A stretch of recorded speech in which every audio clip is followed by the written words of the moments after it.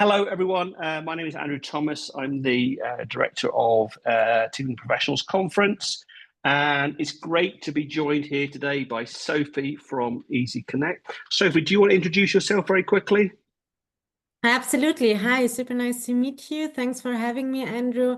I'm Sophie, Head of Business Development and Marketing at Easy Connect, and I'm going to tell you about what we're doing in a few seconds. Brilliant, brilliant. Those of you who haven't used Zoom webinar, which I think since COVID we all have at some point, if you have any questions, please pop them down in the Q&A box you'll find at the bottom of your screen, and we'll get to those at the end. But I'm going to stop sharing now and hand over to Sophie. So fingers crossed, stop sharing. And Sophie, it's on you now to press the magic buttons, and then we'll get underway with your presentation. Great. I think you should Yeah, I can see that. be able to see my screen now, right? Perfect. So thanks again for having me and welcome everyone. Just a few words before we start to our background. At Easy Connect, we're doing white label apps for cultural organizations, helping them to better engage with their audiences, strengthen customer retention, and attract new, younger audiences and drive growth and revenue. We've already seen it in the poll. Also, digitizing young audience membership schemes is a huge focus of ours. I will dive to this into this later on. And one of the most common questions when we are talking to cultural organizations or when we're working with cultural organizations is, why do we need an app if we already have a mobile responsive website? What's the difference? And that's the topic we'll be discussing today. And I've brought along some industry examples to show different approaches of cultural organizations in Europe, but also in the US, and as well as some key stats and figures to just set the scene and give you some more background information. And I'm really looking forward to hearing also your thoughts and experiences.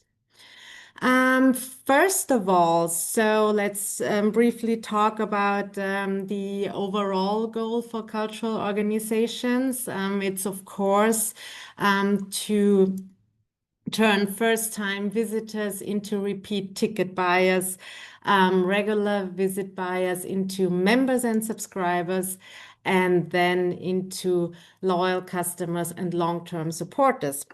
And there is a magic number in arts and culture. I'm pretty sure you are the experts, you all know them.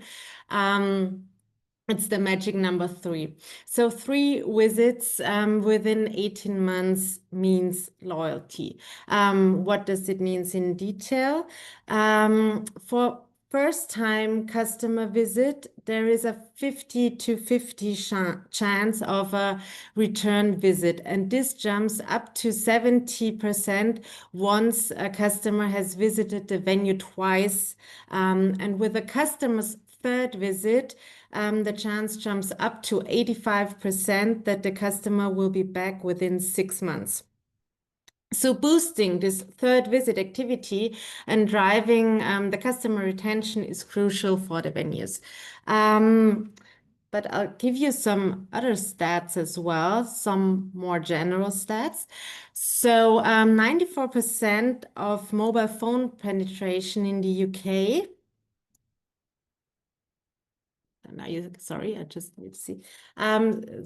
So 94% of the UK residents aged 16 years and over were owning a smartphone.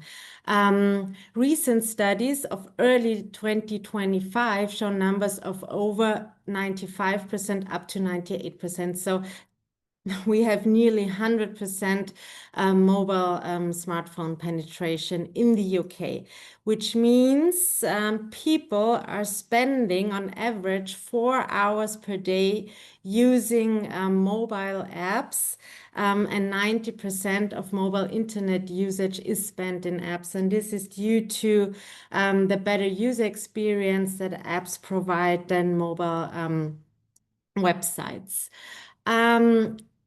this is another very important number. So and I think it sets the scene why we're doing this webinar today, because mobile apps generally have 157 higher conversion rate than mobile websites, and entertainment apps specifically see a conversion rate 233% higher. So 3 times higher than mobile websites. But why is this? Um, we've also been often been asked the question, so if I have my website and I can sell tickets there, why should I do this also in an app? And it's really not just about selling tickets, because I totally agree. If you have a great website to sell your tickets, you don't need a second platform to bring people to. But an app is all about engagement, personalization, communication, gamification, and loyalty. And it's really about creating direct, meaningful connections with your audience right in the palm of their hands. Because this is also when we started our company 10 years ago. In Austria, the Austrian Federal Theaters approached us and said, well, we have a huge problem because our audience is getting older and older, and every time I'm driving in the subway or on the train, I see people constantly staring at their smartphones, and we want to be there too with our cultural offerings, as we also know it from all the other things we're doing on our phones, booking flights, doing our banking stuff, purchasing clothes and books and so on. So why can't we do this also for cultural offerings and have a great mobile experience for arts and culture? And what really understrikes this is also, and I mentioned it before, is also, or what's the most important thing we can do with an app is, of course, the personalization. Not only that we can know, we create so many usage behavior data points, so many more data points than just all the customer and transaction data, so that we can then segment, for example, or display the content based on audience segments, but also really communicate on a tailored and direct personalization strategy via in-app messages, via push messages. And this is also a stat from the industry that personalized push notifications have a click-through rate of up to 30%, significantly higher than 1 to 3% of email communication. And this is also why we did an app for the Roundabout Theater in New York, where we digitized their HipTix program. It's an under 40 young professional program. And they approached us and said, well, our program is working good, great. Our scheme is not bad. So we have a lot of members, but we would like to reach a broader audience. We would like to grow the program, and we have one certain problem because our audience isn't reading their emails anymore. And I need, or we would need, a communication tool that allows us to directly communicate with our audience and to directly reach them where they spend most of their time. And this was, yeah, one of the main goals and approaches the Roundabout Theater had. And I'm going to give you an example from the Classic Card in Berlin in a few seconds, but this is also, and this was some of the the ideas why the city of Berlin wanted to make an combined app solution for the young audience, also digitizing their young audience program and make it easy for people, as easy as possible, to connect with their friends and also bring friends along, because this is a study from Nielsen. Consumers trust people more than brands, in total 98%. And yeah, 98% of consumers believe recommendations from friends and family over all forms of advertising. And this is also what we've experienced. It's this kind of digital word of mouth strategy. If you make it as easy as possible to bring friends along, that really drives your conversion rate and it really drives your sales, because we can advertise in program booklets and on Meter and I don't know, on big screens. But if someone says, or if a friend of mine says, "Hey, Sophie, there is a great opera performance, there's a great ballet, there's a great theater play, a new one, do you want to join?" It's just a decision if I have time or if I have no time. But if I trust my friends, and if he or she says, "Just come along with me," I probably will do this if I have time. And then, of course, I already said it before, it's not enough to just sell tickets through an app and to have here another platform. But what's most valuable for people using apps are loyalty programs and exclusive offers, gamification, for example, and also all the reward programs, you know it from also some airplane agencies, for example. And these are especially some things you cannot that easy display on websites, but make it super easy available and display in apps. And now, enough of theoretical talking. I'm going to show you the example. So this is the Classic Card at Berlin. It's the digitization of an under 30 membership scheme from the leading classical organizations in Berlin. There are 10 participating organizations who teamed up and said, "We want to reach more young people, make it as easy as possible to join arts and culture." And that's why we integrated an automated ID and age verification to make it possible for the venues to open up their discounted ticket sales for on sales and pre-sales, so that the young people don't have to go to the box office anymore and purchase their tickets only short term, last minute. We also implemented social and community features where you can share wish lists with your friends and see what they are interested in, and can connect via the app with your friends to really build an arts and culture community. And then we added audio samples. You can share the event within your community. You can add ratings and comments and exchange with other people on how you like the offerings and the events. And because I'm already registered as a Classic Card member, I see the discounted price, so I don't need to enter any promo code anymore.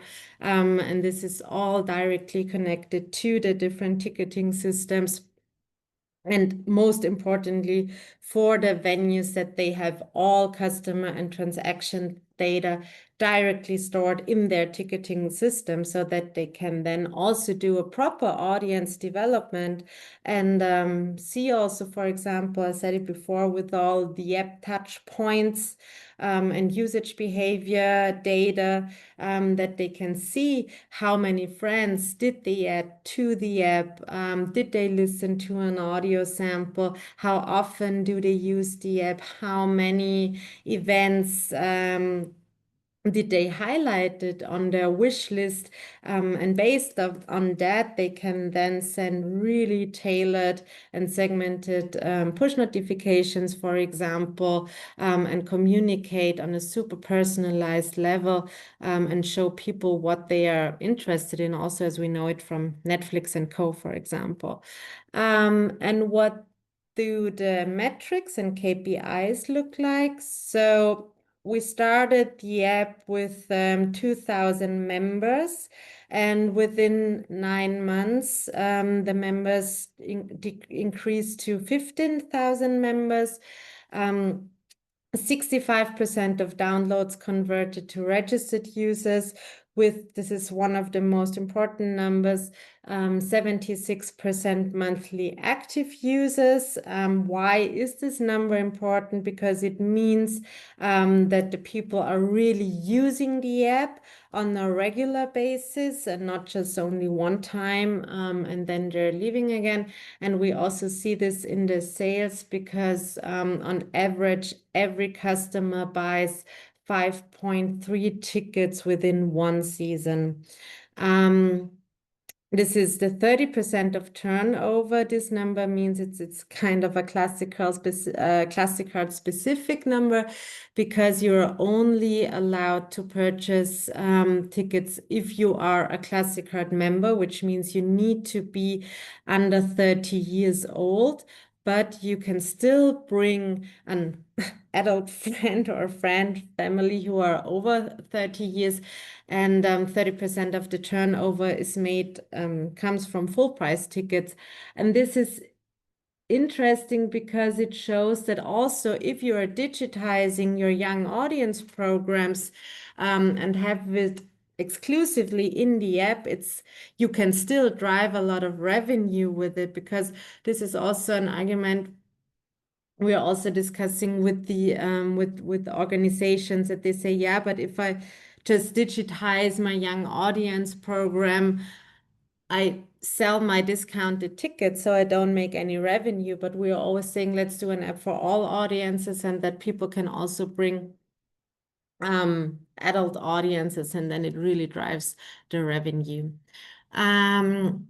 From the social and community features and all the engagement features, I also brought some numbers. So 40% of users are using the wish list, with nearly 150,000 wish list entries. And on average, not 9 events are highlighted per user on the wish list. Over 25% of users use referral programs, so which means they can recommend friends and then get a voucher, for example. And we really use this also as kind of, yeah, or always as saying, use your audience as sales ambassadors and a sales force, because as I said before, people trust their friends more than all other things in terms of advertisement. And so this really works. And on average, 3 events are shared per user. In total, it means that 40% of registered users have friends, so they use the referral program or added friends to the app. And on average, every visitor brings 1.5 new people to the venue who haven't had a record in the ticketing system before, and outliers have motivated up to 50 new people per season. So from those 15,000 members and all the friends they brought along in the Classic Card app, on average, 76% of the people have been new to file. So it's not only a great retention tool, but also really it works to acquire new customers. And I brought you a second example from the US, from the Met Opera. The Met Opera digitized their rush ticket scheme and made it exclusively available in the app, because the Met said, and I'm pretty sure some of you know the program, so they had it on the box office for a same-day performance. You could get the discounted tickets. And then the Met also said our program is working pretty well, but we really would like to reach a broader audience because not everyone has time to queue up at noon at the Lincoln Center and try to get the discounted tickets. And secondly, we don't have any data of those people. we don't know who is queuing up and who purchased the tickets because they just they just purchased the tickets and then they leave. And also, what is with all the other people who didn't have the chance to get tickets anymore? And so we made a digital lottery mechanism where people can enter the lottery 2 weeks in advance. They register with their email address, and then there is that's just a parameter, the Met said, but I think it's 12 hours before the show, 24 hours before the show. There's an automated draw. And if you didn't win, there is 1 hour later a second draw, and then the people are informed automatically. You have several options. For example, you can opt in for automated payment, then your ticket is issued automatically. But if you win, you get informed via push notification and or email, and then you still have the chance to confirm your ticket purchase and put in all your payment credentials. So yeah, even if you win, you can still decide if you want to go or not. And if you don't win, there is this, and I like it a lot. It's just this marketing and sales strategy from the Met Opera. They call it it's kind of a loser discount where they give 20% off for all who didn't win the lottery to also incentivize the first ticket purchase.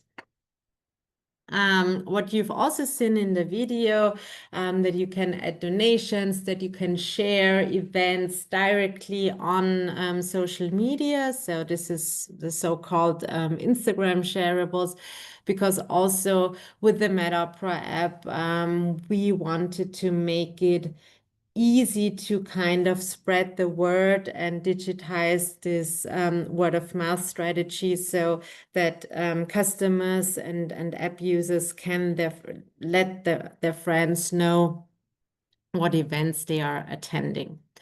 And I also brought on the next two slides some stats from the Met Opera. So their email click-through rate from year over year went down, as you can see in the left bar. So it was also very important to have the push notifications as a additional communication tool. And you see it here on the right side. So the click-through rate for emails is around 3 to 4% at the Met Opera. And with the push notifications, and the app is now live since 1 year, basically, with the big launch in fall. So we started the soft launch last year in spring before season ended. And then there was a big launch in fall. And the click-through rate for the push notifications is already up to 20%. 40% have been new to file. So new customers who haven't had a record in the ticketing system before. So maybe they have been rush ticket buyers before, but went to the box office and then left. So we don't know this for sure, but we have their data now. And already 66% are repeat visitors who came once or two times or even more often to the Met. So, and I'm already at my summary and brought you some key takeaways. So, what are the key elements of digital engagement strategies? Meet your audience where they are on the screens of the phone, and bring your cultural offerings to the palms of their hand. But I'm a strong believer it must, or an app should add value, should be more than just selling tickets through another platform. So there needs to be innovation and, of course, a lot of user friendliness. Provide interaction and personalized experiences, for example, focusing on community, loyalty, gamification, or specific engagement aspects. Make it easy for your loyal audience and fans to share their passion and bring along new people, because then you have your sales ambassadors and your greatest and strongest sales force without spending any additional marketing money. You can use the new communication channels, also like App Store marketing, but especially in-app notifications and push notifications to reach your audience and communicate on a really, really personalized and segmented level, as we know it from all other, for example, streaming platforms and yeah, apps we are using. And last but not least, create digital touch points and therefore more behavior data and overall data to better know your audience and better engage with your audience on a personalized yeah, communication and content presentation level. And this brings me already to my end. Thank you so much. Thank you, Sophie. I will now try and go hand back to my sharing of my screen. Yes, it's all working pretty well. If you have, yeah, you should be able to get your questions in now in the Q&A box at the bottom of your screen there. One of the joys of being a host is you get to get your questions answered first. So there are, I can already see a couple coming in. So I love to jump the queue. So Sophie, I'm gonna start off with one, which is I'm one of these people who don't use an iPhone. I use an Android. Are there any stats on the different kind of engagement ratios between kind of Apple devices and Android? Is there any noticeable change in those figures you talked about earlier? It's pretty similar, but in our experience, app usage percentage is a little bit higher than on Android phones. Yeah, but it's pretty similar. Yeah. Or it got more and more similar over the past years. That is super good. Well, good to know. Good to know, because I say there's a lot of us around as well. So if you've got a chance to get your if you are have got a question for Sophie, please do get it in now. I must say, before I go on to my second question, I did love the concept of the loser discount. I run something similar for TPC when we do scholarships of people who don't get scholarships. We do actually give them a follow-up offer. I'm not sure I'd call it a loser discount, but it's great. It's great to hear. I mean, good. I Good think it's not company. the official name, it's more an internal Oh, wording. okay. It's a working one. Okay. So I got question here, very specific. Who are your partners in Vienna? Are there any apps to follow already? So So speak. in Vienna, we have, or it's part of our countrywide app Ticketgretchen, which includes over 200 different venues across the Wow. country and integrates with multiple different ticketing systems.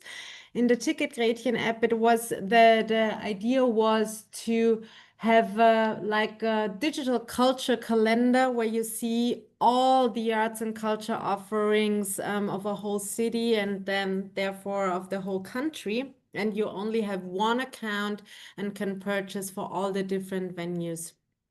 So this is the huge advantage. Also with a huge focus on engaging and attracting young customers. There is a huge under 27, under 30 program, also with the integrated ID and age verification that works pretty well. And the app is out there now since 2016. Yeah, so almost 10 years, 9 years now.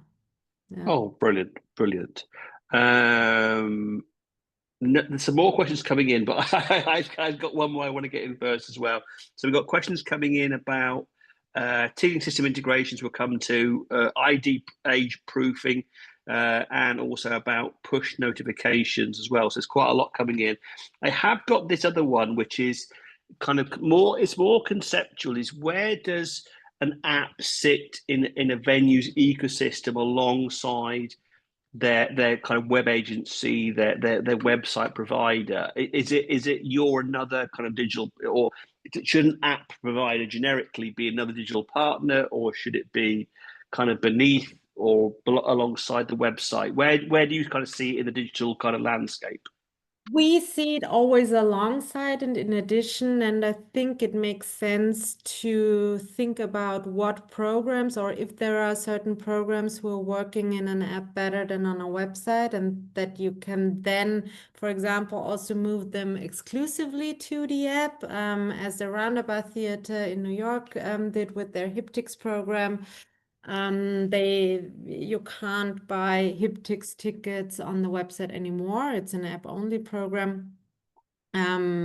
Especially in terms of the digital age verification, but also for the rush ticket lottery from the Met, this should be moved exclusively to the app soon. I'd say, for example, also some other student programs would definitely make sense to only sell them through an app. In terms of the operations, we have a direct integration and are fully connected in real time to not just the ticketing system, but also to the CMS system. So all the content you see in the app is pulled directly from the website. So there is no additional work to do. If you make changes on the website, this will be updated also in the app. But of course, we also have our own backend where you could do manual changes if you'd like to. But we always try and ensure our clients that an app shouldn't be any additional work and that we pull as much content, and also the events, they are pulled automatically from the ticketing system. So this is all automated. Well done, because that was another question I had, which is about. I think we covered this, or it was asked at TLCC last year, which is about the content policies as well. So it's good to hear that it kind of pulls through. So I can't ask all the questions. So I'm going to go into the Q&A now, and there's a question here. We're not going to get into specifics about commercials of an app, but it asks a very interesting question here, which is: are there I don't know about this.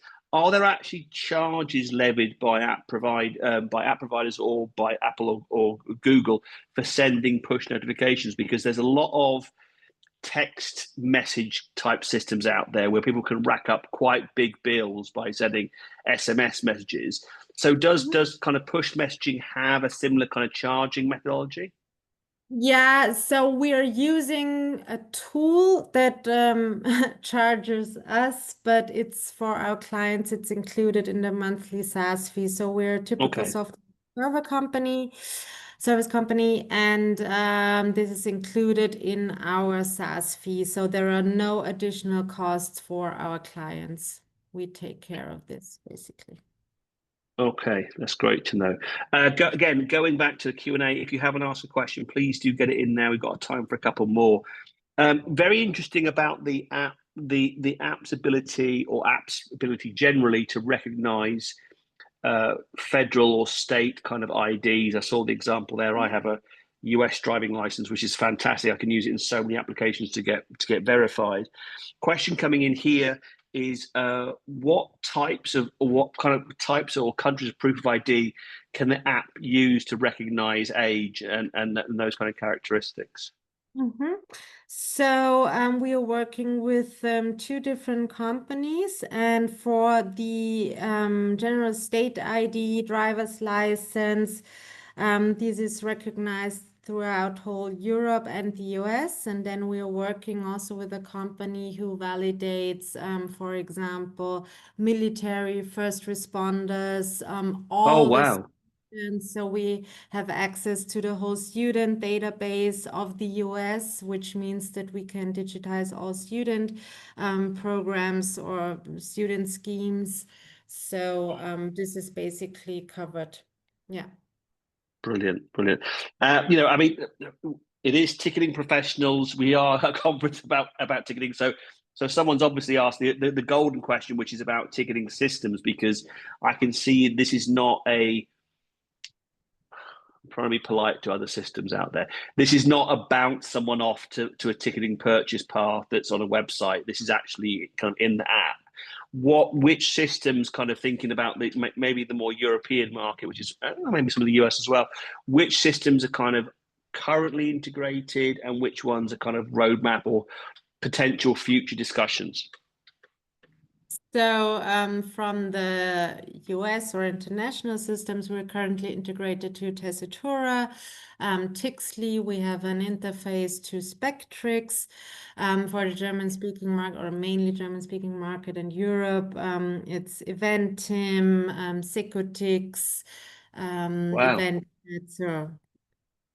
Few of Okay. them on our roadmap. There are, yes, this is our core business, integrating with ticketing system. We don't have them all yet, but we're working on it. But I think the Brilliant. main ones we already have. Yeah. Okay.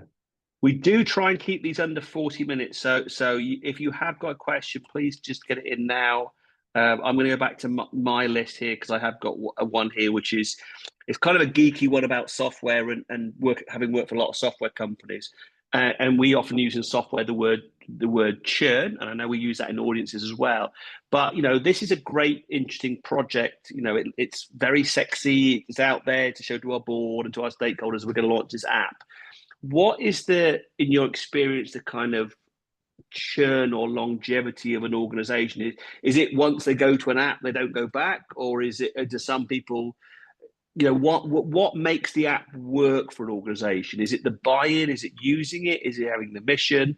And what makes it not work for an organization? So luckily we don't have any churn rates so far. And it stays like this. And I would say the most important success numbers, or yeah, when is an app successful for an organization? It's of course how many new to file, how is the new to file percentage? Mm-hmm. Do I attract new people with an app? Do I get new customers with this app? How high is the monthly active user rate?